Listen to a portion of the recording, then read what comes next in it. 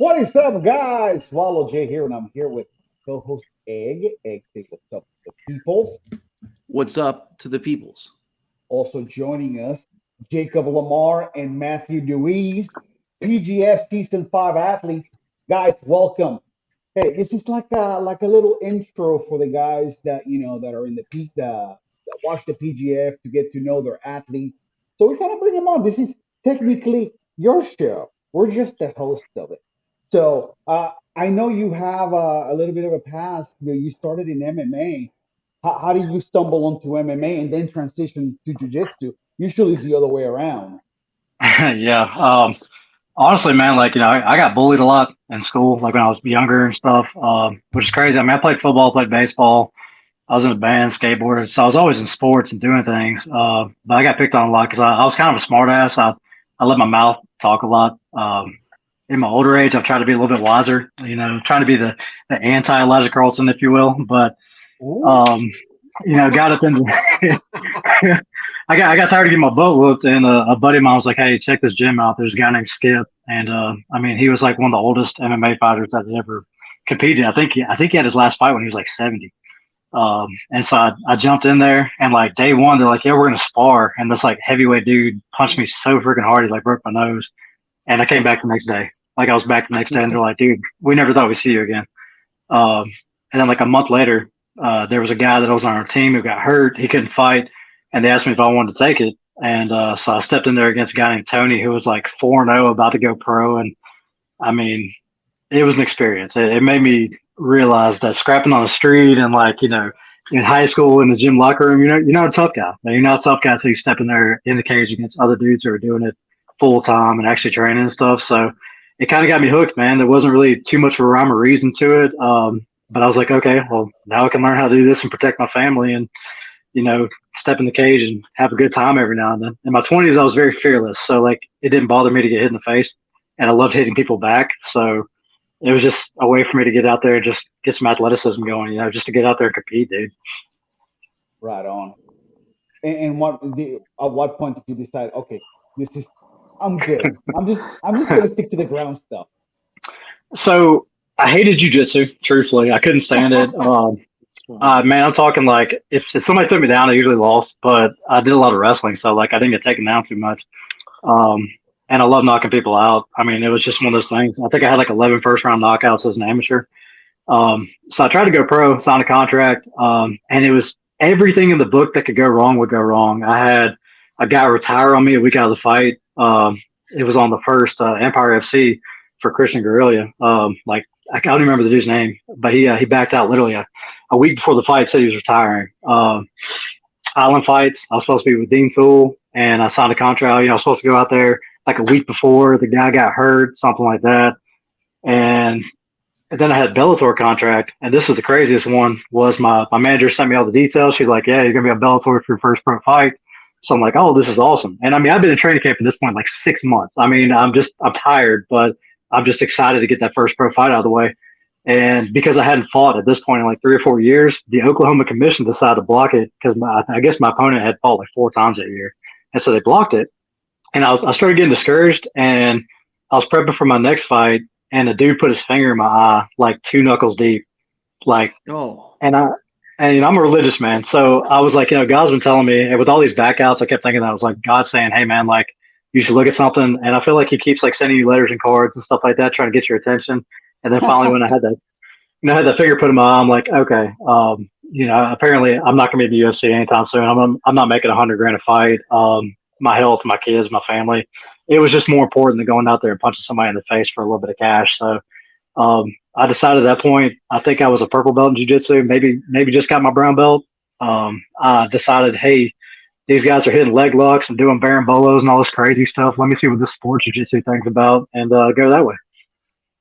Right on. And that was probably about 2018, 2019. So I've been hard in jiu-jitsu the last 3 or 4 years. Sweet. Matthew, how did your journey start? How did you come into jiu-jitsu? Or Really, were you an MMA fighter too? no, I never did any combat sports, anything like that, other than just like I did soccer when I was younger, and then when I was in high school, I was doing powerlifting. But I just got tired of doing powerlifting, and I wanted to meet some new people. So jiu-jitsu just seemed interesting to me. I just kind of fell in love with it. How long have you been in now? Like 2.5 years. Egg, you got questions? Yeah, I have a lot of questions, but I can't Go ahead. think of any of them until I ask this of Jacob. I mean, I'm sure you probably saw that we had Anakin McMahon on the last week. Had a great talk with him, and I keep looking at your T-shirt, and it just like, is this purposefully? You calling him out, man? Man, I will say, I watched him on ADCC today. I watched him at the Chicago Open. I like his style. I think that we match up similarly. I think that'd be a fun one to scrap, man, for sure. I'm not gonna say I'm calling him out, but I mean, if that was my first or second match, I wouldn't be too upset. Well, here's the thing: you don't have to because you're gonna face him anyway. Exactly, it's got to happen at some point. So, You're whether gonna it's face day one or day everybody. five. Yeah, Yeah, it's I like was he's going. in. Yeah. So maybe it's just a subliminal thing. You just it was just in the back of your head, like I'm gonna wear the Anakin and Skywalker Darth Vader T-shirt today. Okay. I'd be lying if I said I wasn't somewhat of a nerd. And I don't know. I like the shirt, dude. It's Very well. piratey and Star Wars, two things I love. So, but yeah, no, I mean, we'll go with that, man. We'll go Darth Vader against Anakin. I can dig it. So I'll I'm follow a that up couple with one. oh sure. Well, I have to follow that up with obviously you're a black belt, very very experienced combat sports competitor. Does that give you added pressure to perform at the PGF as opposed to up and coming blue belts, etc.? So I think if you had asked me that a year ago, I would have said yes. When I first got my black belt, I truly didn't. I think everybody goes through this that gets their black belt. They don't think they deserve it. Like I won my first black belt tournament, and I thought it was cool. But then I went on a little losing streak. I think I lost 3 or 4 matches in a row, and that kind of messes with you, and you start thinking that maybe you don't deserve it. And I did. Pressure was a big deal. Of that pressure was a big thing. I never went out and performed the way I knew I could because I was like, dude, I'm a black belt. I've got to do good to represent the gym, represent myself, all that. But somewhere in this past year, man, I let all that pressure go. Like the way that jiu-jitsu is now, I mean, Kevin Buring was a great example. You're talking about blue belts that are just, destroying high-level black belts. And it's just not the same game that it was 10, 15 years ago. If you're a black belt 10, 15 years ago, it's almost like it meant something. But now I just feel like that the game has evolved so much. You have BJJ Fanatics DVDs. You can learn so much more content in such a quick amount of time. They have blue belts and purple belts that are just really talented. I rolled with Sawyer last week at when B-Mac and Elkins were doing their thing. And I was like, dude, I mean, to be, whatever he is, a purple belt or whatever, he was solid. He had some good stuff, man. And I'm like, I don't remember this 5, 6, 7 years ago, even having that kind of talent at that level. So, no, there's no pressure. Honestly, the only pressure I feel is spiritually for myself to get through these 5 days and come out with some wins. I'm looking for the kill. So that's not pressure I put on myself. It's just against me. Sure. Piggybacking Sawyer, off of that. go ahead. No, No, go I'm ahead. just saying, you're right. Sawyer is rough. I mean, and he's fearless. I mean, the idea that he goes up against handsome Kevin, D1 wrestler, and his first move is, okay, let's wrestle. Yeah. And it's just like nothing but guts. But if I could take the same question and kind of turn it around to Matthew, who is, one of our up and coming blue belts, who performed very well. Obviously runner up at the Jacksonville qualifier. It really showed out at the Nashville qualifier. Are you a little intimidated with all these seasoned competitors and upper belts in there? I don't know. I don't think so. I mean, I have people at my gym who are, they've competed in the PGF prior years, and we have other professional grapplers at our gym, and I roll with them every day. So I'm just gonna go in and try to learn and do as well as I can. What are you most looking forward to? I don't know. Just honestly, like the experience, like in its entire. Like I think I'm gonna go and learn so much, which is like really what I'm looking forward to. Is your body prepared for the gauntlet? Because I mean, Yeah, I feel like it. Oh, look at him! He's like flexing his shit. He's like, cool, motherfucker. That's right. Yeah, I feel pretty good. I've like recently been doing a lot of like swimming and running, and it's been a lot. It's been really helpful. I've heard a lot of people talk about swimming. Yeah. Swimming, So, it's where it's at. are you doing the same thing, Jacob? Yeah, when I was getting ready for flow grappling in June, I actually quit lifting and I swam for about a month and a half. I dropped my half mile in time at literally at half. And I mean, if y'all watch my flow grappling, if y'all go check that match against Pedro Jimenez, I just kept moving. Like it gives you like a baseline cardio to where like you get tired, but you don't get tired, you know. So I think swimming is super great. It's good for the joints, and it'll definitely get you ready for sure. Yeah, my hips used to pop like all the time, and after swimming, like it's much better. They don't really do that anymore. So this is part of like your regular training regimen. It's Yeah, I part of, usually like to like do like cardio like 3, 4 times a week, something like that. do you swim like out of the beach or do you go like into like an actual pool? No, I go to a pool. Yeah, Okay. yeah, yeah. Man, 'cause I wouldn't be swimming in Jack's Beach, bro. No, we have too many sharks too. Yeah, yeah, that's what I mean. It's like you'd be like No shark bait. thanks. Yeah. So for the fans out there, Matthew Dewees, young Matthews out of 10th Planet Jacksonville. And you're a blue belt, correct? Yes, sir. Yep. Okay. And Jacob, you're out of Cobra, BJJ, in Tuscaloosa. Yes, sir. All right. You've been there all your jiu-jitsu, career, or where did you start? So I started way back with this guy named Skip Hall, and then I moved to the Cage MMA in Moody. And then I hopped over to Spartan. I was a Spartan with Elkins back when he was kind of coming up, like way Oh, back in the day. yeah, that's a Yeah, long time ago. yeah. I'm talking like Lorna Road, you know, back when they were back in that little loading dock. So Spartan, and then I took a couple of years off, and then I found Cobra in 2014, the end of 2014, early 2015, and that's when I started with them. Right on. But I was technically a white belt when I came there. Cool. Well, I'm sorry. I think we kind of missed an easy transition we almost had there from What the did swimming and the cardio, etc. So at the very beginning of the PGF, you're gonna have your weigh-ins, but then you're gonna have something that's not exactly normal for a grappling competition. There's gonna be a combine. What do you guys think about that? Have you checked out the season 3 combine? I haven't. No, I I'm not. haven't. Listen, Um, if they have you do push-ups for a minute, just do like two and quit. There's like yeah. what Yeah. was it? One did like 60 and the other one did like 83 in a minute. I think it was Dang. Quadzilla. He Yeah, just, that's with what Yeah, I'm those man. little saying. arms, he just kept pumping those suckers out. It was Yeah. insane. So it was, I think we had push-ups in a minute. We had the broad jump. We had the grip test. We Listen, had so I don't think the we're gonna have the same events though. I've okay. heard maybe the grip one might be in it, but How I about the heard assault of bike? I mean, Joshua I Gibbs just won that one. I just can't remember all of them. I was Man, that assault bike is brutal, man. bro, I used to do this co-ed workouts or whatever, and they had us do like burn 10 calories as as quick as you can. And you're like, oh, Yeah. I mean the whole pushing and nah, I mean I'm not built for it. So Yeah, I'm gonna tell you, man. If I gotta do push-ups, I'm gonna do like 3 and then stop, man. Like my shoulders are so old. Yeah. My shoulders are like 80 years old, bro. how old are you right now? I'm 36, so 36. yes. Some days I'm 25, some days I'm 45. Just depends.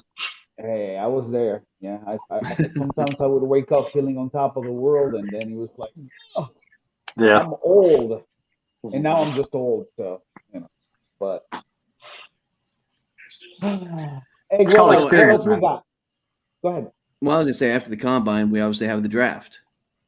The draft in prior seasons. I'm not sure how it's going to work this season.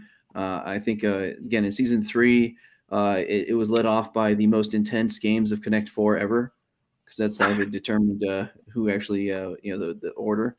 But it was interesting because some people got really salty not getting picked so far. I mean, in fact, the saltiest was a black belt that dropped to the bottom round. I mean, Jacob, I mean, if that happens, you can start calling people How's out. her boy, Evan DeWitt? So I'm gonna be honest, man. You know, I mean, I've had people count me out my whole life. That ain't nothing, dude. You pick me last, I don't care. They still got to face me. So I mean, at the end of the day, you can pick me last. I don't care. You know, we'll see where the standings are on Friday. Hey, shout out to you, Luna Pocket Bully from the UK. Love you back. Thank you for tuning in. If you got any questions, please feel free. Anyway, I had a question and I forgot because I put that comment. Well, I guess the question for both of you, and maybe we'll let Matthew start. You said you worked on cardio, but as far as just the mental factor of the grind, I mean, you're going to have at least 12 matches, 3 a night. You know, do you think that's going to wear on you? I mean, yeah, I do expect it to, just because, like, you know, I'm used to being at the gym every night, you know, but these are, you know, competition rounds and they're a lot harder. So hopefully I can just, you know, maybe get time in the sauna or when I'm there, or, you know, just plenty of time to recover after the matches. I'm just going to focus on that. Hopefully that'll help me. All right. So recovery, focusing on that. Jacob, your thoughts? Same thing. I think with the mental aspect of it, you know, I mean, that is tough. I mean, you go to any kind of like normal tournament, and you compete 2, 3, 4 times, and, you know, you wake up the next day a little sore. You know, you don't really want to do much. So, yeah, I'm in the middle of ADCC trials prep camp right now. So, I mean, we're training really hard, especially on Friday nights. We do a 2.5 hour session.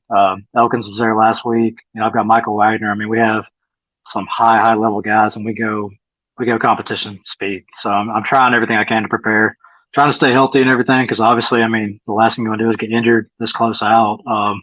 But I do think mentally, I think that's going to be the biggest part of it, man. We're all physical. We're all probably going to be in shape. So it's going to be whoever cracks under pressure for sure. Is this what you do normally? You're like a pro athlete, or do you have to balance like work, you know, Yeah, got to jujitsu balance. and family? Yeah. Yeah, I'm trying to get about I'm trying to get 15 to 20 hours in, and you know, I sat down and talked to my son. My son's 12, and he does karate and wrestling and stuff like that. And I'm like, hey, I'm going to be a little selfish over the next couple of months, and he totally understood. He gets it. And I was like, you know, this is probably my last like real go at some good things. If you know, if for some reason I just go get blasted at trials and then get blasted in the PGF, you know, I can't say for certain that I would continue competing full time later on, because I mean, I've got him, his wrestling. Um, but for right now, he's been very gracious. I've taken some time. Like, I used to work like 50, 60 hours. I'm only working 40, 45 hours a week. And I'm definitely hitting the gym at minimum twice a day if I can. What do you feel like is your last run? I mean, you're 36, bro. You got plenty of Yeah. money. Yeah, for sure. But I mean, I started fighting at 21. So, you know, I mean, I've been in combat sports for 15 years. Yeah. And, you know, I mean, like that, it's like Shogun, man. That dude was old when he came into UFC. You know, bro was like 28 and he was like 50. You know, I mean, it was crazy. So I feel good. This is honestly, I'll be 100% honest with you guys right now. This is the best I felt in probably 2 or 3 years. I feel back to the way I was when I was 26, 27. I've been nursing a little bit of an injury in the shoulder, but it's healing really quick. You know, I feel fantastic. So I mean, if, like I said, if I go out there and win a match at ADCC trials, or, you know, win the whole thing and come into PGF and do well, bro, it's on site, man. I'm gonna start competing all the time. But over the summer, I competed like 7 times, and, you know, my son, like I said, he's been really cool with it. My wife's been really cool with it. She's definitely sick and tired of hearing about jujitsu, um, but yeah, man, yeah, I love this sport, dude. I'm super passionate about it. I've been in it for a long time, and I love every single day that I get a chance to go out there and try to choke somebody. So, Yeah, like I it's love the fact that really you're talking about recovery. Oh, sorry. no. Go Just ahead. Go real ahead. Go quick, ahead. Matthew's talking about recovery. You're talking about, you know, getting through injuries and being smart and stuff like that. Hey, just it's a lesson learned. Keep in mind, even on that first day, it's the first day. You know, a lot of competitions, you're probably willing to take an extra pop, or, you know, to gut something out. Just remember that on that first day, you have 9 more matches, even at the end of it. Because I mean, we've seen, you know, Edwin DeWitt get taken out with an ankle. We saw Matt Elkins popped his, I think it was probably an LCL or something with his knee when he was facing the dump truck first day of season 2. Just saying, just be careful. Yeah, for sure. That's always my biggest thing is not getting injured. I want to just be back training as soon as possible. I don't want to get injured. That's the worst. Tap today, train tomorrow. Yeah. Right. Yeah. Smart ways to live by. Yeah. Sure. There was it'll come back to me. Hey, proceed. All right, so I gentlemen, keep forgetting the names, so the question is like, Gotcha. I'm sorry. Sorry, Jake, but Wallow and I are both north of that 40, so this stuff happens. But now Matthew, I know you got guys in your gym that have done the PGF before. Jacob, I mean, the Elkins, etc. Are you guys tracking the rule set of the PGF and how all that works? Yeah. Well, I thought it changed with the seasons, or was that not? So we did have a little bit of a change with season 4. Season 4 changed, and so we did a quintet format. Pardon me, which I thought was exciting, very, very fun. I like that style. It was a lot. It was a blast. It made the coaches very, very relevant because they got to decide who was going. It made defensive stoppers really relevant for a team. It was a lot of fun. However, for competitors like yourselves, just by the nature of the beast, some people didn't get all that many matches. Just how it happened. And so, the commissioner, Brandon McCatherine, BMAC, decided, part of this is making a great experience for you guys as competitors. So essentially, forget season 4. We're going back to the season 3 model. Got that round robin thing where, you're going to be facing 12 other guys. The vast majority of people out there, three matches a night, guaranteed 12 matches. And the rule, the scoring's always been the same, though, or at least it got changed from season 1 to season 2 because we took kills down from 7 points down to 6 points. So, sorry, I'll just recap it since I'm already doing it. So, kill or any choke, anything beneath the nose is a choke, is 6 points. So that's the money one. 6 points. A break or any joint lock, etc., is 3 points. So, your heel hooks, arm bars, etc., that gets you 3. Now, if you're in a very exciting grappler and you get that sharp sword, get those quick kills, under a minute, you secure that submission, you get the extra elbow genie bonus point, thanks to Jonathan Roberts. So you get a kill in less than a minute, you're going to bump up to 7. You get that heel hook in less than a minute, that break, you're going to get 4. Now, most importantly, if you don't get a submission and your opponent doesn't get a submission, that draw is a double loss because you just lost that opportunity to get points, and your opponents, well, they're gonna capitalize on that. Sorry, Wallo, go ahead. No, I was just want to go back because I remember what I was going to say. It's like, we get into the conversation and I get something and I'm like, okay, let me hold it and then I'll forget. I wanted to go back because the combine and the draft are happening on Sunday, and combine's going to be in the morning. The draft is going to be like a whole event. There's going to be a venue and whatever, but it's going to be a little bit different. It's not going to be like like we had in the past where okay, Sean picks first, you pick second, whatever. Coaches are going to have certain amount of money that is going to be given to them, and all the athletes are going to be in the back. And all the coaches are going to be basically going to the athlete and basically saying, I want to grab you for my team. This is how much money I'm going to pay. So it's almost going to be like an auction type of thing. Now, the people are not going to see who's the war room basically, but they'll see, who's getting picked. But that's basically how the draft is going to go down. Cool. That's awesome. That's cool. Yeah, my brain's just working on this one. So, I mean, obviously, right, in an auction draft, and I haven't done many of those, is it going to go person by person, or is it going to be a free for all? One coach is going after one guy, another coach is going after another guy. All I heard was that the coaches were going to have the money. They were all going to be in the back with the athletes, and they were all going to start mingling. Hell, I believe that BMAC said that the coaches can even start reaching out to the athletes right now, if they want. So, well, I mean, and so is the first pick, is that just based upon the first guy that cuts a deal, or is it based upon who gets paid more? I mean, I'm talking about for bragging rights. Yeah, right, yeah, gentlemen. we're gonna have you guys don't care, but if you happen to be see. first pick, you might be like, okay, look at me. Yeah. Yeah, I mean, I don't know how that's gonna work. All I was told was this is how the draft is gonna work. And even today in his stream in Chicago, he mentioned it, that that's how the draft is gonna work. So, yeah. I'm really excited. I mean, he always is innovating, right? I just want to be in that war room. I just want to see what's going on. I mean, I will be because I'll be taking video and pictures and whatever. But still, that to me, that's where the fun is gonna. Seeing all these guys haggling with the athletes or whatever, and trying to get them on their team and stuff. That to me is fun. That's pretty cool. Yeah, it sounds interesting. Now, I still think I'm gonna get picked last, though. Hey, listen, it doesn't matter. First, you're in. That's all that matters. Yeah, hey, I like being the underdog. Everybody want to walk away with a little bit of money, and you got to remember also, Egg, the super chats, right? What Yes. other ways are there? So one, the commissioner has always decided that if somebody super chats out and says your name, essentially it's like a tip.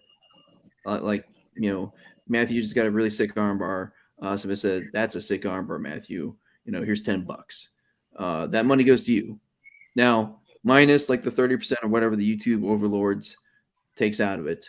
But just pay attention what's out there, because at the end of the season, you'll get that money. There's also bounties. So, how much do we got on that first wrist lock? People can say, I got a bounty of $100 for a twister. Whoever hits that twister first walks away with $100. That twister usually gets up there pretty high. What was it? Miggy and I have like $200 or something going to the first wrist lock of the PGF.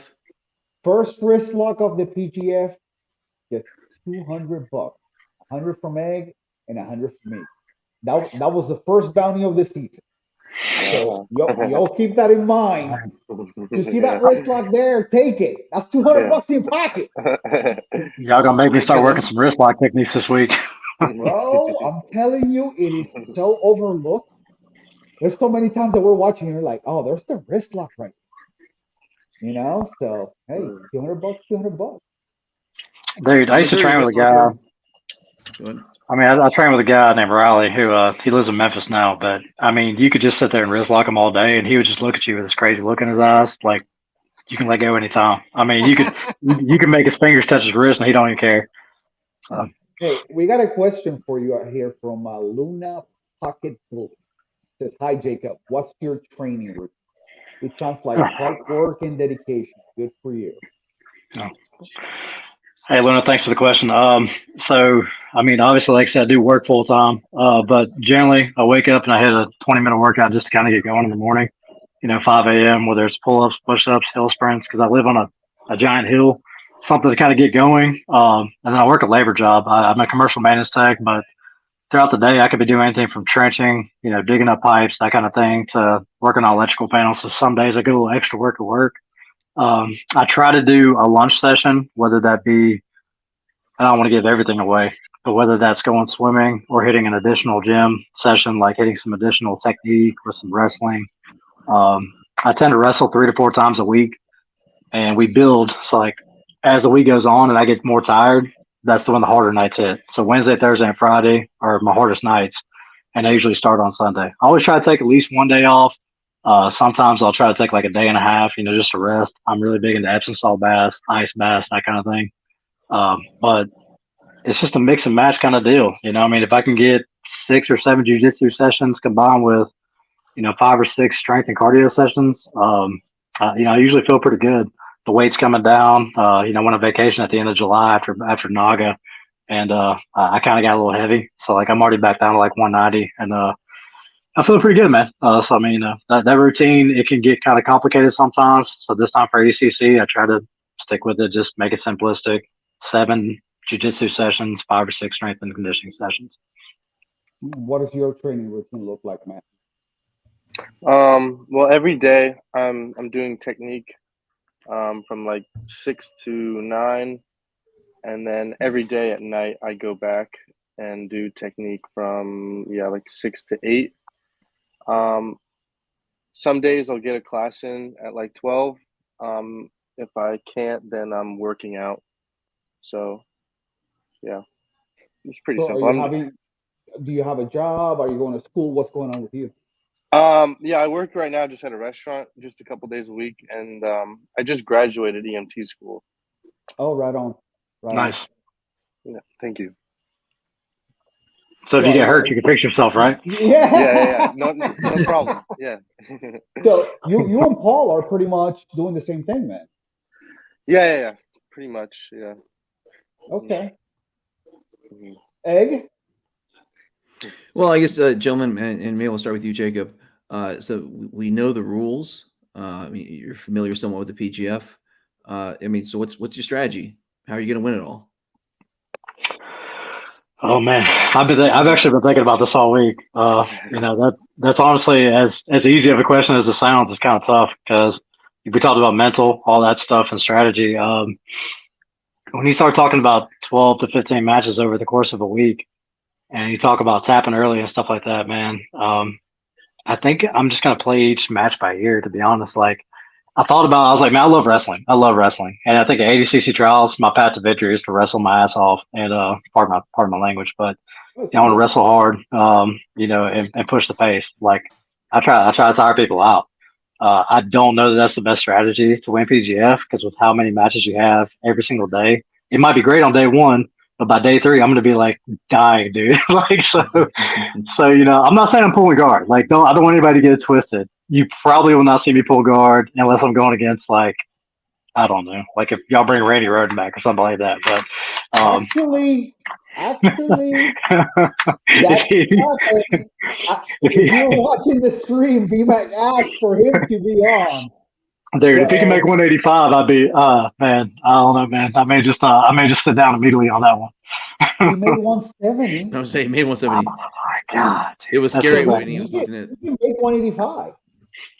Wow. So, I mean, it is possible that we might see the dump truck this season. I saw B-Mac asking Sean Applegate about his availability, so that is the possibility. Now, Matthew, you got Sam at the gym, and he's pretty good at wrestling. Are you working your wrestling with Sam, or what's going on there? I mean, I'd love to. He has an injured rib right now, though. Oh, yeah, unfortunate. Okay. I mean, Manning's pretty dang good at wrestling too. Yeah. I've been rolling with Manny every night though, and he's been putting it on me. Yeah, wrestling's fun, man. I think wrestling has evolved in jiu-jitsu. It used to be blast double, low singles, that kind of thing, but people are really starting to catch on to like slide bys and that kind of stuff and back control off of that. So I think that wrestling has evolved, and I think going against like certain people, I think that's the way to go. But again, when you're talking about 3 matches a day, I really want to be smart about my routine each day. I think I'm going to see who I'm supposed to face that day and kind of make my strategy from there on the fly. It seems like in the last couple of years, just grappling as a whole has just exploded. It's like, yeah, you used to have your EBIs, little tournaments here and there and whatever, but now it's like every weekend there's something going on. Yeah, for sure. Whether it's a big tournament. I mean, you saw ADCC Open in Chicago today, but there's also across the country probably hundreds of smaller tournaments. It's just exploded so quickly, in just the last couple of years. What do you guys think attributed it to that? You want to go first, Matthew? I guess social media definitely helps out with that, like a lot. Talking about like the viral videos and stuff like that. YouTube University. Yeah.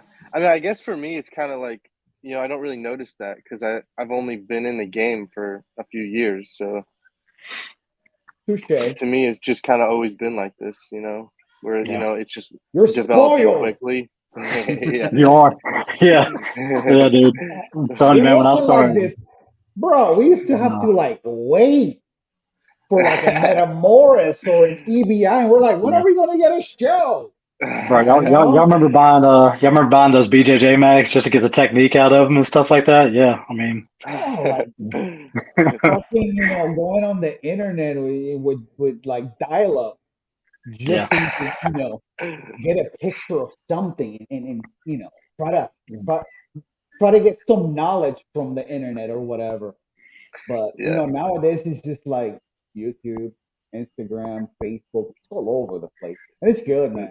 It's yeah, I mean, especially for guys like us, we love it.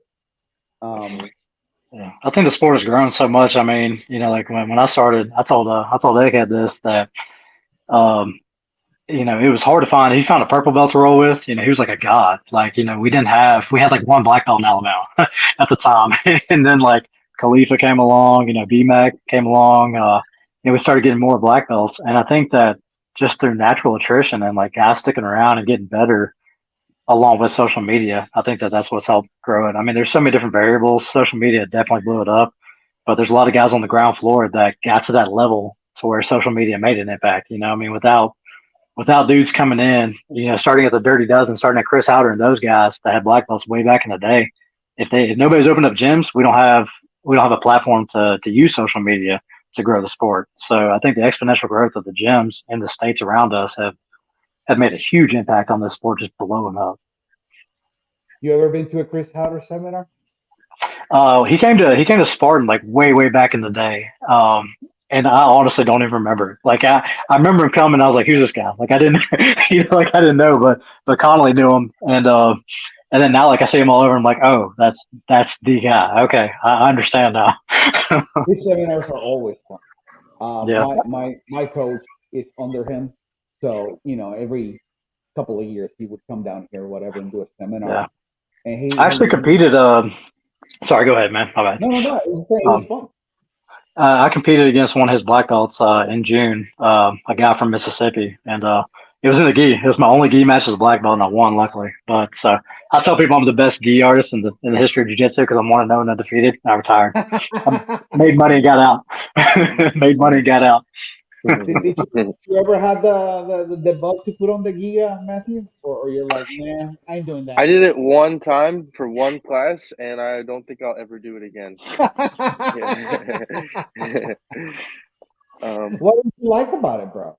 I just thought it was annoying. Like, I don't want people grabbing my clothes. Like, it's just annoying to me. I don't know. And I don't know. I'm too used to like the movement aspect of like no-gi already. I like being able to flow around and not get grabbed. I don't know. Yeah, well, you're young and athletic. Like I mean, you put a gi on, and all of us old guys, you just start grabbing onto that thing to slow you down, like you said. Yeah, exactly. Yeah, I still have a coach everyone. Wow. Fuck it. yeah. As I get older, man, I'm starting to like the gi just a little bit more. I don't know. I don't think I'm ever gonna be a huge gi fan though, for sure. Yeah. Plus, our gym. Our gym doesn't have any AC, so I would probably die. Yeah. Yeah. I mean, in the winter, Yeah, in the winter, there you go. Yeah, we do it. Dude, it's still like 85 in Florida in the winter though. Yeah, back in December it's still a little hot. It's like once you get to like January, February, that's when it's really cold. But for the most part, it lasts like maybe 6 weeks, 8 weeks at the most. That's the winter here, which is good. I don't like the cold. I mean, and it's better to train in the heat anyway. I mean, I always felt stiff. I don't know about you guys, but every time we would go in, same thing. Our gym didn't have AC, nor did it have heat. So in the winter it was rough. I always felt like my bones were gonna break or something. Yeah, I'm right there with you on the winter. I've got asthma, and so like in the wintertime, it really like it's not great. So I mean, the wintertime, not a fan. That's why I'm glad that this is in October when it's still nice and warm outside because it shouldn't be an issue. Mm-hmm. Yeah, well, we'll be inside then, so it'll be good. Yeah. Have you guys kept up with all the seasons of the PGF? Yeah, so I trained with Jonathan Roberts at Cobra, like back when he was, he was from around that area and everything. So whenever he got on that first, I think it was the first season, Oh yeah. him, Elkins, all that stuff. So training with them, I definitely tuned in. The season with Carlos Andres, man, he was one of my training partners. Him and I still roll a lot. He came from Cobra and then he joined American Top Team when they opened that up over there.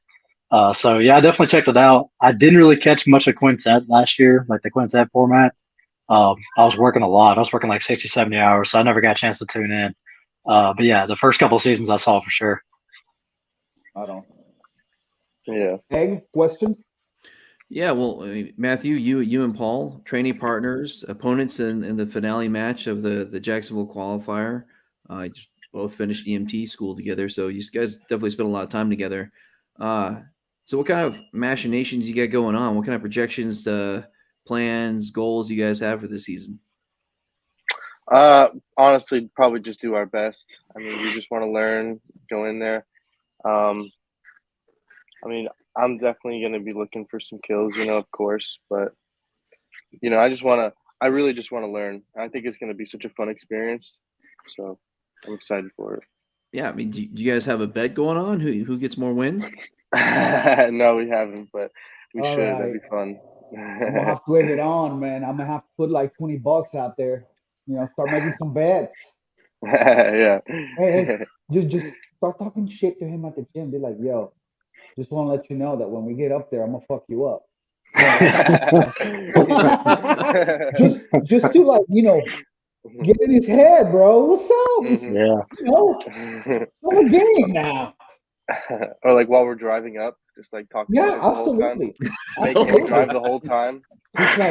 Just like, just chirp in his ear. Yeah. Bro, if he's driving, man, if he's driving, just wrist lock him when his hands on the wheel. I mean, just go ahead and get that There early you injury out of the way, go.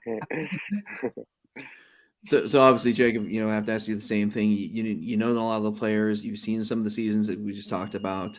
I mean, what are your projections? Where do you think you're going to rank? What are your goals, etc.? So like right now, after seeing the people that have come out so far, I'd put myself somewhere around like that 5 spot. I mean, I have no doubt. Like, I mean, Elkins not roll all the time. I know where him and I stand, but, um, but like, I think that I've got a shot, man. Like when I'm on my A game, I'm different when the lights come on. And I think I've shown that this year. So, with all my competitions I've done this year, I think that my A game has finally come out, and it's taken me a long time to kind of get that mental state right to where I can perform the way I know I can. So if I'm having a good day, man, I don't see a person there that I could lose to. If I'm having a bad day, I could get slept really quick. So I mean, I feel really good about my chances though. Like I'll be honest, man, I'm training my ass off. I'm ready to go. Like if you told me this start tomorrow, dude, I'm ready, man. Let's go. So you'll see me in that. You'll see me at the top. You'll see me at the top somehow. Somehow. Right on. Hey, we got a question for you here, Matt, from Luna Pocket Bully. Says, if you're sparring with a person you know nothing about, what are the main things that tell you they're a good grappler? I don't mean just dominating or getting submissions, but more subtle things. Like, how do you know Uh, if a guy's gonna fuck you up? Basically, Look at his ears. Are they all messed up? Then probably. No. I don't know. I mean, you can just tell, like, if like a good example is like, one guy in our gym, Sam. When you roll with him, he's so relaxed, but as soon as you start doing anything, he just pulls you in, and like you just start like sinking. That's basically what it feels like when you're with like a grappler that knows what they're doing. Like every mistake is just taking you further and down the path to their submission. I don't know about like little things. I mean, I guess that's just kind of it, like their demeanor. Like how are they portraying themselves? Are they relaxed? Are they nervous? I guess that's what I would look for. I mean, we've all been there. We're making mistake after mistake after mistake. Yeah. Yeah. Got me. Hmm. Egg, any final thoughts before we go? Well, I mean, you mentioned Matt Elkins and you, Jacob, and where you guys stand. So I have to it begs the question. Don't tell him. Don't tell him because there's fantasy involved. I think you're gonna see a good scrap between us. I think, and look, Matt, if you watch this, if you see this, whatever, bro, you're my boy. I'm gonna fuck But you I'm up. coming. Yeah, I'm coming for that next, bro. We can talk about it Friday at ACC camp. If you come to ACC, we can talk about it then. But yeah, no, I think you're gonna see a damn good scrap, really good scrap. Hell yeah. Good. All right. Matthew, any final words before we go? I don't think so. I mean, I'm just ready to get. I'm in the same boat as Jacob. Like I'm ready to just. I want it to be like I wish it was tomorrow. I just want to get. I want to get there. I want to start. Working. Hell yeah. I'm really excited about this season. This season is shaping up to be incredible. I mean, the level of competition has increased so dramatically over the just 2 years even. I mean, it's gonna be the best season, and we're gonna probably say that every fucking season because it's just gonna keep getting better and Yeah. better and better. But for right now, season 5 is shaping up to be the best season ever. So I'm excited. I'm gonna be up there with you guys. So, Egg, what else can we add? Right. It will literally be one of the best experiences you're going to have in submission grappling. Everyone, behind the scenes, the commentators, the commissioner, Stephen Aiken, our amazing announcer, just be ready for him to just give you up softballs to just knock out of the park in the post fight interviews. I mean, just everyone wants to see you succeed and having a great time. They want to make a spotlight for you and show off all the great things you guys do. So you're gonna have fun. Take advantage of it. Tell your people to watch me because I'm gonna do some crazy shit. It's gonna be fun. Jacob, Awesome. any final thoughts? Man, just like we talked about, dude. I'm ready to go. I'll see y'all 2 weeks after ADCC trials, and hopefully y'all have an ADCC trial winner on it. I'm just saying, I'm going out there to win. So let's go. Hell yeah. Oh, yeah. All right, guys. Thank you so much for tuning in. We appreciate the comments and the questions, and we'll catch you next week. Peace. Adios, muchachos.